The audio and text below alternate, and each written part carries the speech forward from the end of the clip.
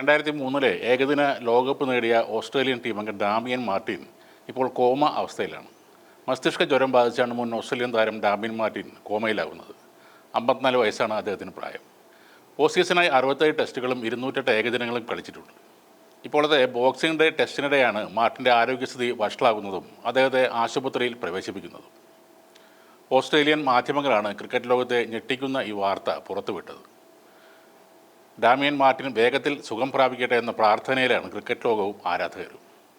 Damian മാർട്ടിനായി പ്രാർത്ഥിക്കുന്നുവെന്നും ഉടൻ തന്നെ സാധാരണ ജീവിതത്തിലേക്ക് തിരിച്ചു വരട്ടെയെന്നും ഏറെക്കാലം സഹതാരമായിരുന്ന ഡാരിൻ ലേമാൻ എക്സിൽ കുറിച്ചിട്ടുണ്ട്.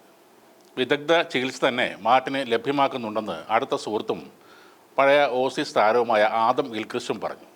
താരത്തിൻ്റെ ആരോഗ്യനില സംബന്ധിച്ച് കൂടുതൽ വിവരങ്ങളൊന്നും ഇപ്പോൾ പുറത്തു വന്നിട്ടില്ല. 1992-93 വെസ്റ്റ് ഇൻഡീസിനെതിരായ ഹോം സീരീസിൽ 21-ാം വയസ്സിലാണ് ഡാമിയൻ മാർട്ടിൻ ഓസീസിനായി ടെസ്റ്റ് അരങ്ങേറ്റം കുറിക്കുന്നത്. 2005 ന്യൂസിലൻഡിനെതിരെ നേടിയ 165 റൺസാണ് താരത്തിൻ്റെ ഏറ്റവും ഉയർന്ന ടെസ്റ്റിലെ സ്കോർ.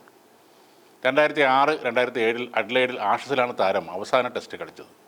1999-2003 എന്നീ വർഷങ്ങളിൽ ഏകദിന ലോകകപ്പ് നേടിയ ഓസ്ട്രേലിയൻ ടീമിൽ ഡാമിയൻ മാർട്ടിനും ഉണ്ടായിരുന്നു. 2003 ഇന്ത്യക്കെതിരെ ഏകദിന ലോകകപ്പ് ഫൈനലിൽ പുറത്താകാതെ മാർട്ടിൻ നേടിയ 88 റൺസ് ഓസ്ട്രേലിയയുടെ വിജയത്തിൽ നിർണായകമായിരുന്നു. പരിക്കേറ്റ കൈയുമായാണ് അന്ന് കളിച്ചത്. ഒരു വിരൽ ഒടിഞ്ഞിട്ടും അദ്ദേഹം 88 റൺസ് നേടിയ ഇന്നിംഗ്സിൻ്റെ അവസാനം വരെ ഉണ്ടായിരുന്നു. 2006 ചാമ്പ്യൻസ് ട്രോഫി നേടിയ ഓസ്ട്രേലിയൻ ടീമിലും ഡാമിയൻ മാർട്ടിൻ ഉണ്ടായിരുന്നു. ഈ ക്രിസ്മസ് ദിനത്തിലും ആഷസ് സീരീസിലെ 4-ാം ടെസ്റ്റിനെക്കുറിച്ച് സോഷ്യൽ മീഡിയയിൽ പോസ്റ്റുകളുമായി സജീവമായിരുന്നു ഡാമിയൻ മാർട്ടിൻ. പെട്ടെന്നാണ് അദ്ദേഹം ആശുപത്രിയിൽ അഡ്മിറ്റാകുന്നത്.